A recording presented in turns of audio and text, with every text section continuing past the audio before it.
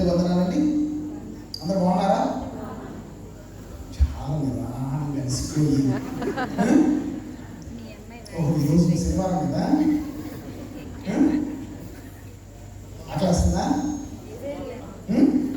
అదే అందుకే ఉపవాస ప్రార్థన కదా, కానీ దేవుడు సమృద్ధిగా ఆత్మీయ ఆహారం నాకు ఇస్తాడు ఈరోజు.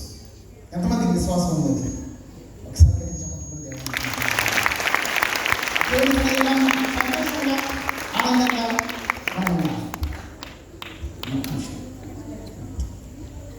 సో ఈ సమయంలో యాక్చువల్లీ ఈరోజు నేను దేవుని యొక్క వాక్యాన్ని బోధించాలి, కానీ నా కూతురు ఆ సమయం మొత్తం తీసేసుకుంది. ఉన్న టైంలో చెరువు వచ్చి చెప్దాం అనుకున్నాను. సో నా టైం నా కూతురు హైజాక్ చేసేసింది. సో ఎనీవే, నేను చెప్పటం, నా కూతురు చెప్పటం, లేకపోతే దేవుని సేవను చెప్పటం అనేది ప్రాముఖ్యత కాదు, దేవుడు మొత్తం మాట్లాడాలి. That's very important. ఈ సమయంలో నేను ఒక చిన్న సందర్భాన్ని జ్ఞాపకం చేయాలని ఆశపడుతున్నాను. ఇప్పుడు మనకు ఉన్నటువంటి పరిస్థితులు, మన చుట్టూ ఉన్నటువంటి మన గ్రామాలలో, మన రాష్ట్రంలో, మన చుట్టుపక్కల ఉన్నటువంటి మన దేశంలో, చుట్టుపక్కల అనేక దేశాలలో ఉన్న పరిస్థితులు మనం చూసినప్పుడు నాకు ఒక విషయం బైబిల్లో నాకు ఇష్టమైనటువంటి పదం, you are more than conquerors through Jesus Christ. You are more than conquerors through Jesus Christ. క్రీస్తులో అత్యధికమైనటువంటి, నీకు క్రీస్తులో, బైబిల్లో రోమీయులకు రాసిన పత్రికలో ఉంటుంది, ఎగ్జాక్ట్ తెలుగు పదం నాకు. సో అత్యధికమైనటువంటి విజయం ఏ సిచ్యువేషన్ అన్నా ఉన్నాయండి, అక్కడ చాలా పాయింట్స్ చక్కగా రాయబడ్డాయి. ఆ పాయింట్స్ అన్ని చూసుకుంటే బా, క్రైస్తవ జీవితం అంటే, విశ్వాస జీవితం అంటే ఎలా ఉంటుందా, ఎలా ఉంటుంది అని మనం అన్ని చదువుకుంటూ, ఒకసారి టైం లేదు అయినా ఒకసారి స్పీడ్గా రోమీయులకు రాసిన పత్రిక 8వ అధ్యాయం 35 ఉన్న పరిస్థితులను ఒకసారి చదవాలా? మనల్ని ఎడబాపు వాడేవాడు శ్రమ అయినను, బాధ అయినను, హింస అయినను, కరువైనను, వస్త్రహీనతైనను, ఉపద్రవమైన, ఖడ్గమైన మనల్ని ఎడబాపున, మరణమైనను, జీవమైనను, దేవదూతలను, ప్రధానమైన, ఉన్నవైన, రాబోయేను, అధికారులైనను, ఎత్తైన, లోతైన సృష్టింపని మరి ఏదైనా మన ప్రభువైన క్రీస్తు యేసునందు దేవుని ప్రేమను మనల్ని ఎడబాపునరు రూఢిగా నమ్ముచున్నాం. అయినను మనల్ని ప్రేమించిన వారి ద్వారా మనం వీటన్నిటిలో అత్యధిక విజయం పొందుతున్నాం. ఏంటంటే ఒకసారి ఇంటికి వెళ్ళిన తర్వాత, లేకపోతే మీటింగ్ అయిపోయిన తర్వాత టైం ఉన్నప్పుడు అవన్నీ చదవండి. ఆ శ్రమ అయినా, ఇరుకైనా, ఇబ్బంది అయినా, వస్త్రలేమైనా, ఉపద్రవమైనా, రాబోయేవైనా, ఏదైనా అవ్వండి, అసలు భూమి మీద ఎన్ని కష్టాలు ఉన్నాయో, వీటన్నిటిలో ఎన్ని ఉన్నా సరే, వీటన్నిటిలో కూడా మనం ప్రేమించేటువంటి క్రీస్తులో అత్యధికమైనటువంటి విజయము పొందుచున్నాము. నో డౌట్, బైబిల్లో రాయబడినటువంటి ఏ మాట కూడా నిరర్థకము కాదు. It's never fail. అటువంటి అద్భుతమైనటువంటి ఆ యొక్క నిరీక్షణ, ఆ యొక్క నమ్మకము, ఆ యొక్క భరోసా, ఈ బైబిల్, ఈ వాక్యము, ఇది దేవుడు మనకి ఇస్తున్నాడు. That is nothing but love. అది క్రీస్తు ప్రేమ నుంచి మనలను ఏమొచ్చినా సరే. ఎందుకు నేను చెప్తున్నా అంటే, పరిస్థితులు రోజు మనం చూస్తూ ఉంటే, రోడ్డు మీద అంతా యేసయ్య అన్నవరకు తెలీదు, ఇది మనకి యేసయ్య అనుకుంటే ఉతపాదం, అమ్మయ్య అమ్మ అన్నట్టు యేసయ్య అంటూ నేర్చుకున్నారు ఇప్పుడు విశ్వాసం. నువ్వు పొరపాటున నువ్వు ఏదో ఆయాసంలో యేసయ్య అన్న లాగి గోడ మీద గట్టిగా పీకినా ఆశ్చర్యపోవాల్సిన పరిస్థితి లేదు. ఎవరన్నా కొడతాడని మౌనంగా ఉంటామా? మౌనంగా ఉండేటువంటి ప్రేమ అది? మౌనంగా ఉంచేటువంటి త్యాగమా? మౌనంగా ఉంచేటువంటి ఆ యొక్క దేవుడు చేసినటువంటి ఆ గొప్ప త్యాగమా? No, cannot be. మనం మౌనంగా ఉండలేం. కన్నవాటిని విన్నవాటిని చెప్పకుండా ఉండలేము. కన్నవాటిని విన్నవాటిని మనం ప్రకటించేటువంటి క్రీస్తు, మనం ఏదైతే విన్నామో, ఏదైతే చూసామో, ఏదైతే ఎక్స్పీరియన్స్ చేసామో, వాటిని మనం లోకానికి ప్రకటిస్తున్న వారుగా ఉన్నాం. జీవవాక్యమును గురించి ఆది నుండి ఏది వింటను, మేము ఏది వింటుము, కన్నులారా ఏది చూస్తుము, కన్నులారా ఏది చూచామో, ఏది నిదానించి కనుగొంటుము, ఏది నిదానించి కనుగొన్నామో, మా చేతులు దేని తాకి చూచెను అది మీకు తెలియజేయను. That is the reason the word, వాక్యం అనేది అంత శక్తిగా ఉంది, అంత బలముగా ఉంది, రెండంచుల ఖడ్గముగా దూసుకుపోతూ ఉన్నది. Nobody can stop. ఎవరు కూడా దానిని ఆపలేరు, ఎవరు కూడా మనల్ని వేరు చేయలేరు. కానీ జాగ్రత్తగా జ్ఞాపకం ఉంచుకోండి, మన ముందున్నటువంటి దినాలు చాలా అపాయకరమైనటువంటి పరిస్థితులు. దేవుని యొక్క వాక్యం శ్రమిస్తుంది. We are going to face those kind of situations. వీటన్నిటిలో కూడా దేవుడు మనకు అత్యధికమైనటువంటి జయాన్ని ఇచ్చే దేవుడుగా మనకు ఉన్నాడు. ఎక్కడ చూసినా ఇబ్బందులు, ఎక్కడ చూసినా ఇరుకులు, ఎక్కడ చూసినా హింసలు, ఎక్కడ చూసినా మరణాలు, హతసాక్షులుగా చనిపోతున్న వారుగా ఉన్నారు. ఎందుకు జరుగుతున్నాయో, ఏ విధంగా జరుగుతున్నాయో వాక్యం యొక్క నెరవేర్పు ఈ విధంగా కొనసాగుతూ ఉన్నది. It's going to happen. కానీ మనం నిరుత్సాహపడవలసిన పని లేదు, అడుగు వెనక్కి వేయాల్సిన పని లేదు. అనేక మంది క్రైస్తవులు, అనేక మంది మనము ఇటువంటి వ్యక్తుల కోసం, ఇటువంటి పరిస్థితుల కోసం, ఇటువంటి పరిస్థితులు ఉన్న వారి కోసం మనము ప్రార్థిస్తున్నటువంటి అనేకమైన పేదాలు, అనేకమైన వ్యక్తుల యొక్క కన్నీరు మన వెనక ఉన్నది. సహవాసం యొక్క వాగ్దానము మన వెనక ఉన్నది.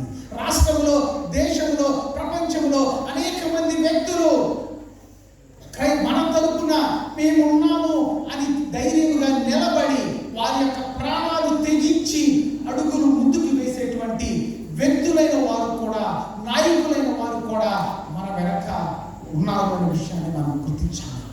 కాబట్టి ఎందుకు నేను ఈ మాటలు చెప్తున్నానంటే, దేవుడు ఉన్నాడు, దేవుని యొక్క వాక్యం ఉన్నది, దేవుని యొక్క కృప మనతో ఉన్నది.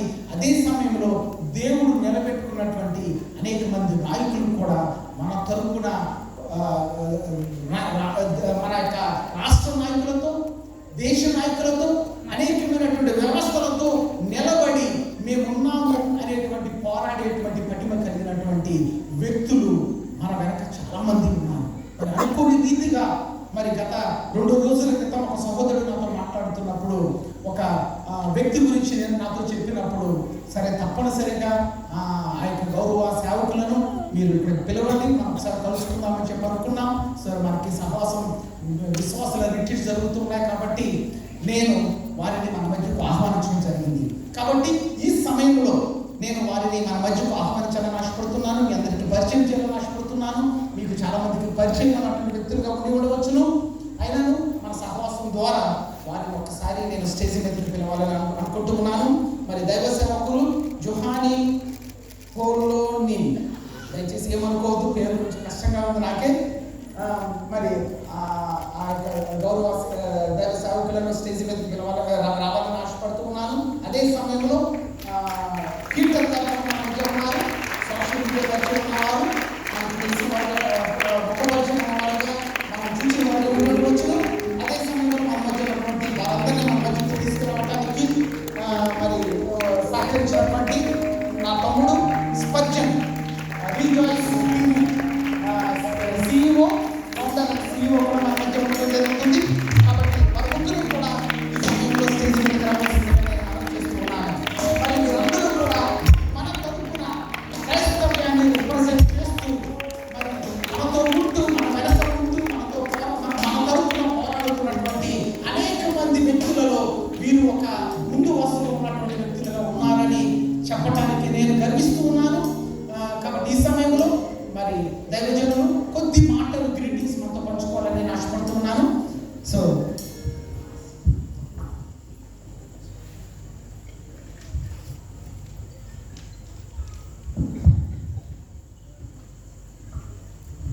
పరిశుద్ధుడైన యేసుక్రీస్తు సర్వశక్తి గల నామములో చేర్చిన అందరికీ వందనాలు తెలియపరుస్తున్నాను. అందరూ వందనాలు. నన్ను ప్రేమించి ఈ సభలో ఈ సమయాన్ని ఇచ్చినటువంటి దైవజనులు, సహోదరులు శ్యామ్ గారికి ప్రతి వందనాలు తెలియపరుస్తున్నాను. అదేవిధంగా మరి ఈ స్థలం రావడానికి, మరి శ్యామ్ గారితో మాట్లాడడానికి సహాయం చేసినటువంటి స్పర్జన్ గారికి ప్రతి వందనాలు నేను తెలియపరుస్తున్నాను.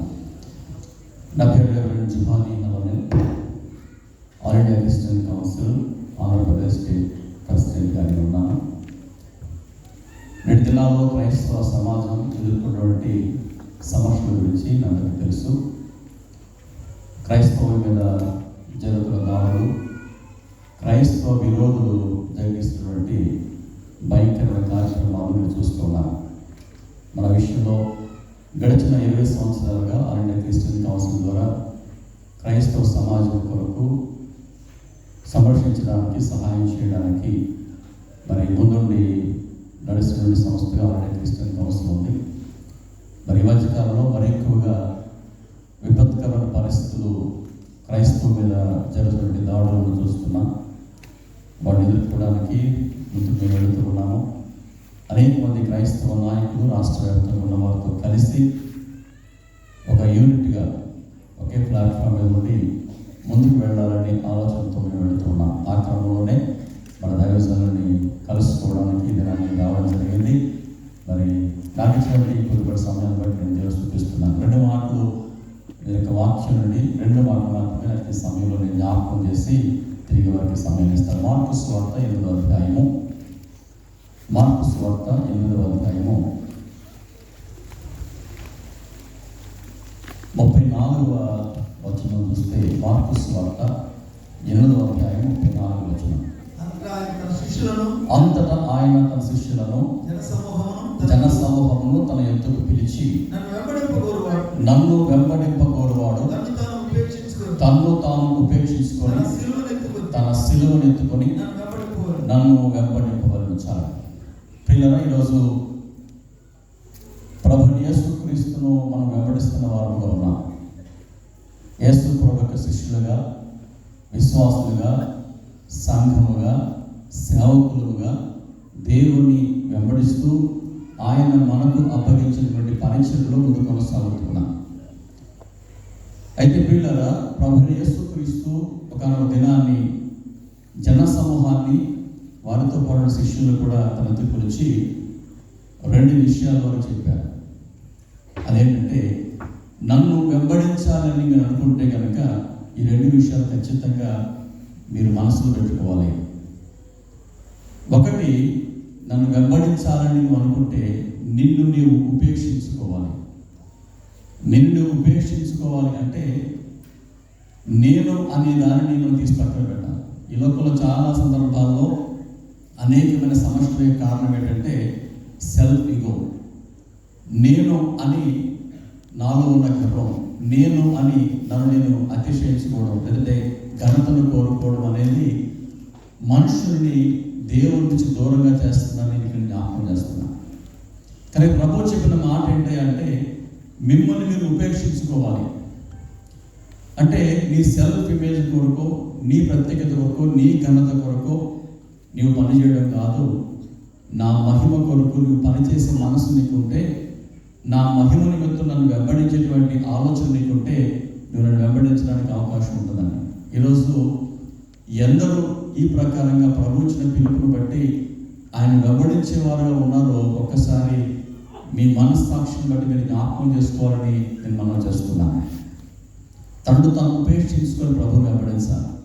2వది ఆయన చెప్పిన మాట అక్కడ రాయబడింది, తన సిలువను ఎత్తుకొని నన్ను వెంబడించాలి అని. తన సిలువను ఎత్తుకొని వెంబడించాలి. సిలువ శ్రమలకు సాదృశ్యంగా ఉంది. యేసు ప్రభు చెప్పిన మాట ఏంటంటే, నన్ను వెంబడించాలని అనుకుంటే కనుక శ్రమలను ఎదుర్కోవడానికి నీ మనస్సును సిద్ధపరచుకోవాలి. క్రైస్తవ్యంలో శ్రమలు అనేవి సర్వసాధారణమైనవి. చాలామంది అనుకుంటారు క్రైస్తవ్యంలో ఉండే ఆశీర్వాదాల గురించి ఆలోచన చేస్తారు, కానీ శ్రమల గురించి ఆలోచన చేసేవారు కొన్నిసార్లు తక్కువగా ఉంటారు. శ్రమల గురించి కూడా ఆలోచించాలి.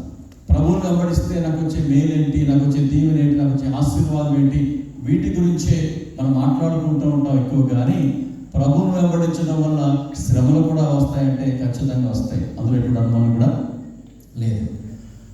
అరే, నేను ప్రభువుని వెంబడించిన సమయంలో విషయాలు తెలియదండి, కేవలం దీవెనే వస్తుంది అనుకున్నాను, యేసు ప్రభువుని నమ్ముకుంటే స్వస్థత వస్తుంది అనుకున్నాను, నా ఆర్థిక పరిస్థితులు మెరుగుపడతాయి అనుకున్నాను, నా జీవితంలో సమాధానం ఉంటుంది అనుకున్నాను, వీటిని బట్టి నేను ప్రభువుని వెంబడిస్తూ ఉన్నాను. శ్రమలు అంటే అసలు నేను ప్రభువుని వెంబడించకపోదును అని ఒకరు మీలో ఎవరు అనుకుంటే నేను అంటాను, మీరు పొరపాటు పడుతున్నారు. ప్రభు ముందుగానే ఒక డిస్క్లైమర్ చెప్పాడు, నన్ను వెంబడించాలనుకుంటే నీ శ్రమలను ఎదుర్కోవడానికి సిద్ధపడి ఉండాలి. కానీ తెలియజేశారంటే అది మీ పొరపాటు కానీ ప్రభు యొక్క పొరపాటు అందువల్ల కూడా కాదు. కానీ ఈ దినాన్ని ఒకసారి జ్ఞాపకం చేసుకొని ఇంతవరకు గల ఆలోచన లేకపోయినా ఇక మీదట మనం ముందుకు వెళ్ళేటప్పుడు క్రైస్తవ్యంలో శ్రమలను ఎదుర్కోవడానికి సిద్ధ మనసుతో వెళ్ళాలని మీకు మనం చేస్తున్నాను. నేటి కాలమైన పరిస్థితులు వస్తూ ఉంటే ఎక్కడ చూసినా క్రైస్తవ్యానికి వ్యతిరేకత కనబడుతుంది. ప్రభువును దూషించే వారు ఎక్కువ అవుతున్నారు. ప్రభువుని వెంబడించే వారిని దాడులు చేసి గాయపరుస్తున్న వారు మనకు ఎదురవుతున్నారు. అలాంటి పరిస్థితుల్లో మనమేం చేయాలి? అరే, దాడులకు భయపడి పారిపోవాలా? దాడులను ఎదుర్కొని ముందుకు వెళ్ళాలా? ఇది మన ముందు ఒక ప్రశ్న మనం జ్ఞాపకం చేసుకోబోతున్నాను. విచారకరంగా చాలా సందర్భాలు మనం చూస్తూ ఉంటే క్రైస్తవ మీద దాడి జరుగుతున్నప్పుడు, ఒక వ్యక్తి మీద లేదా ఒక సేవకుల మీద దాడి జరుగుతున్నప్పుడు ఒక 10 మంది వచ్చి ఒక సేవకుని నిలబడి నువ్వు ప్రభుని ప్రకటించడానికి వీలు లేదు, ప్రభు గురించి చెప్పడానికి వీలు లేదంటే సేవకుడు ఏం చేయాలి? ఆన్లైన్లో మీడియాలో చూస్తుంటే చాలా వీడియోలు కనబడుతూ ఉన్నాయి. ఈ మధ్యకాలం ఒక వీడియో వచ్చింది. ఒక ఆయన్ని సేవకుని భయపడితే ఆ సేవకుడు బైబిల్ కింద పడేసి కాలుతూ దొక్కాడు, చెప్పేమంటే చెప్పేశాడు. బైబిల్ని ఏం చెప్పగలవా? ప్రభువుని వెంబడించే వారు బైబిల్ని చెప్పమని ఒక 10 మంది నీ మీద దాడి చేయడానికి వచ్చి నేను చంపుతామంటే బైబిల్ చెప్పేస్తావా? ఒకళ్ళు బైబిల్ చింపేసేటువంటి పిరికితనంతో కూడా మనసు నీకుంటే నా సలహా ఏంటంటే నువ్వు సేవకునిగా సేవ చేయడం మానేసి ఒక విశ్వాసం కూర్చోవడం మంచిది. సేవకునిగా ఉన్నవాడు దేవుని కొరకు శ్రమలను ఎదుర్కొని ముందుకు వెళ్ళేవాడు ఉండాలి. అపోస్తల కార్యంలో ఒక మాట జ్ఞాపకం చేసుకుంటాం. అపోస్తల కార్యం గ్రంథము 4వ అధ్యాయం, అపోస్తల కార్యము 4వ అధ్యాయం 17వ వచనం చూస్తే, అయినను ఇది ప్రజల్లో ఇంకా వ్యాపింపకుండుటకై ఇక మీదట ఈ నామమును బట్టి ఏ మనుషులతోనైనా మాట్లాడకూడదని మనం వారిని బెదురు పట్టుకోవాలని చెప్పుకోండి. అప్పుడు వారిని పిలిపించి, మీరు యేసు నామమును బట్టి ఎంత మాత్రమును మాట్లాడకూడదు, బోధింపకూడదని వారికి ఆజ్ఞాపించింది. అందుకు పేతురును యోహానును వారిని చూసి, దేవుని మాట వినుట కంటే మీ మాట వినుట దేవుని దృష్టికి న్యాయమా అని ప్రశ్నించారు.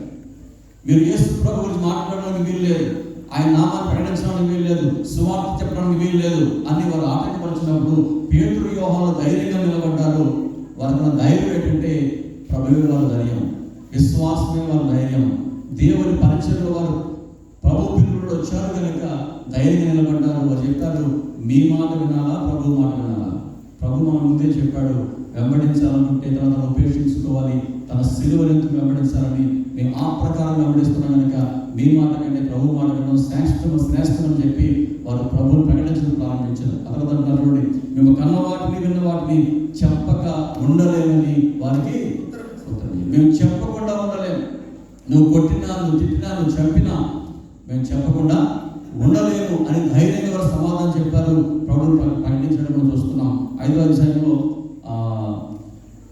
5వ అధ్యాయంలో చూస్తే 40వ వచనంలో, వారు అతని మాటకు సమ్మతించి అపోస్తలుని పిలిపించి కొట్టించి యేసు నామం బట్టి బోధింపకూడదని ఆజ్ఞాపించి వారిని విడుదల చేస్తుంది. ముందుసారి బెదిరించారు, రెండోసారి అపోస్తలు పిలిచి కొట్టించారట, అంటే దెబ్బలు కూడా తిన్నారు. దీన్ని కొడతాం ప్రభువు ప్రకటిస్తే అని చెప్తే బైబిల్ పక్కన పెట్టేసి పారిపోలేదు. వాడు బైబిల్ చింపేసి వారికి సరెండర్ అయిపోలేదు. మీరేం చెప్తే అది చెప్తామని చెప్పేసి లోబడిపోలేదు. మరి చెప్పింది ఏంటంటే ధైర్యంగా నిలబడారు. మీరు కొట్టారా, కొట్టండి పర్వాలేదు, చేతనైతే ఎదిరించగలుగుతాం, లేదంటే లోబడతాం, కానీ ప్రభువును ప్రకటించడం మాత్రమే మానమని చెప్పారు. 40వ వచనం చూస్తుంటాడు, ఆ నామము కొరకు అవమానం పొందుటకు పాత్రులని ఎంచబడినందున వారు సంతోషించుచు మహాసభ నుండి వెళ్ళిపోయారు. దేవుని నామాన్ని బట్టి అవమానపరచడానికి, కొట్టబడడానికి, తిట్టబడడానికి, గాయపరచబడడానికి మేము పాత్రలు. ఎందుకంటే మేము సిద్ధపడే వచ్చాము, దాని కొరకు తెలియక రాలేదు, తెలిసే వచ్చాం. 42 చూస్తున్నాడు, ప్రతి దినము దేవాలయంలో ఇంటిటను మానక బోధించు యేసే క్రీస్తుని ప్రకటించుచుంది. దెబ్బలు తిన్న తర్వాత కూడా వారు సువార్త ప్రకటించడం మానలేదు, బైబిల్ పక్కన పెట్టలేదు, బైబిల్ చింపలేదు. వారు దేవుని సువార్త ప్రకటిస్తూ ఉన్నారు. 2 దినాల్లో మనం ఏం చేయాలి, మనం ఏం చేస్తున్నాం ఒకసారి ఆలోచించాలనుకుంటున్నాం. క్రైస్తవ సంఘమ విశ్వాసమైన సేవకులైన ప్రభువు పేరును నిలిచి ఉంటే, ప్రభువుని వెంబడించాలనుకుంటే ధైర్యంగా సిద్ధపడి వెంబడించే మనసు నీకు ఉండాలి. నీ నీ వల్ల నా దేవునికి మహిమ రాకపోయినా పర్లేదు, కానీ అవమానం మాత్రం రాకూడదు. మనం దేవుని మహిమ కొరకే జీవిస్తున్నాం, దేవుని మహిమ కొరకే ఆయన వెంబడిస్తున్నాం, దేవుని మహిమ కొరకే ఆయన సేవ చేస్తున్నాం. ఒకవేళ మహిమ పరచలేకపోయినా పర్లేదు, కానీ నిన్ను బట్టి దేవుని నామం అవమానపరచబడకూడదు. అక్కడ మార్కు సువార్తలో ఇంత చదివిన వాక్యంలో 35 రోజులు రాష్ట్రాలు చూడండి. తన ప్రాణం రక్షించుకున్న వాడు దాన్ని పోగొట్టుకును, నా నిమిత్తమును సువార్త నిమిత్తమును తన ప్రాణమును పోగొట్టుకున్నవాడు దానిని రక్షించుకును. ప్రాణం రక్షించుకోవడానికి ప్రభువును విడిచిపెడితే ఒకవేళ ప్రాణాన్ని కాపాడుకుంటావేమో, నీ ప్రాణం కాపాడుకుంటేమో, కానీ ప్రాణము కంటే విలువైనటువంటి నిత్యరాజ్యం నువ్వు కోల్పోతావు. ప్రాణం కంటే విలువైనటువంటి దేని కొరకు నిరీక్షిస్తున్నావో పర్వత రాజ్యంలో ఒక సుస్థిరమైన స్థానాన్ని కోల్పోతావు. దేవుడి దగ్గర నీ విలువలను కోల్పోతావు. ప్రాణం మాత్రం రక్షించుకుంటావు. అమ్మయ్య బతికాండ్ర జీవుల అనుకుంటావు ఒకవేళ, కానీ ప్రభువు కొరకు ఒకవేళ ప్రాణ త్యాగానికి సిద్ధపడగలిగితే పౌలు గారు అంటాడు, బ్రతుకుడ క్రీస్తే చావు అయితే లాభము అన్నాడు. చావులో లాభం చూశాడు పౌలు గారు. అంటే చావులో ఏముంది? ప్రాణం మాత్రమే పోతుంది భూమి మీద, కానీ ఏంటి లాభం అంటే నిత్య జీవన లాభాన్ని పొందుకుంటాను. ప్రభువు కొరకు ప్రాణం అర్పించడం ఒక విలువైన త్యాగం పిల్లరా.